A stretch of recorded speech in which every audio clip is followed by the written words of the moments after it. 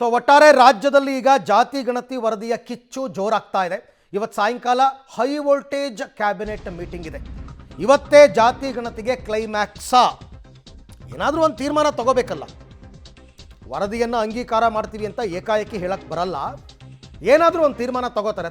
ತೀರ್ಮಾನ ಅಂತೂ ಆಗೇ ಆಗುತ್ತೆ. ಸಾಯಂಕಾಲ 4 ಗಂಟೆಗೆ ವಿಶೇಷ ಕ್ಯಾಬಿನೆಟ್ ಸಭೆ ಇದೆ. ಸಭೆಯಲ್ಲಿ ಜಾತಿ ಗಣತಿ ವರದಿ ಬಗ್ಗೆ ಚರ್ಚೆ ಆಗುತ್ತೆ. ಸಚಿವರ ಅಭಿಪ್ರಾಯವನ್ನು ಕೇಳ್ತಾರೆ ಮುಖ್ಯಮಂತ್ರಿಗಳು. ಎಲ್ರಿಗೂ ಅಧ್ಯಯನ ಮಾಡ್ಕೊಂಡು ಬನ್ನಿ ಅಂತ ಕಾಪಿ ಕೊಟ್ಟಿದ್ರು. ಅವರಿಗೆ ವರದಿ ಅಧ್ಯಯನ ಮಾಡುವಂತೆ ತಿಳಿಸಿದ್ದಾರೆ.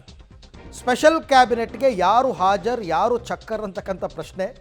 ಸುಮ್ಮನೆ ಈ ಕಾಟನೇ ಬೇಡಪ್ಪ ಅಂದ್ಬಿಟ್ಟು ಕೆಲವರು ಇವತ್ತಿನ ಕ್ಯಾಬಿನೆಟ್ನೇ ಅಟೆಂಡ್ ಮಾಡಲಿಲ್ಲ ಅಂತಂದರೆ, ಯಾಕೆಂದರೆ ಇಲ್ಲಿ ಪರ, ವಿರೋಧ, ತಟಸ್ಥ 3 ಕೆಟಗರಿಯ ಮಂತ್ರಿಗಳಿದ್ದಾರೆ.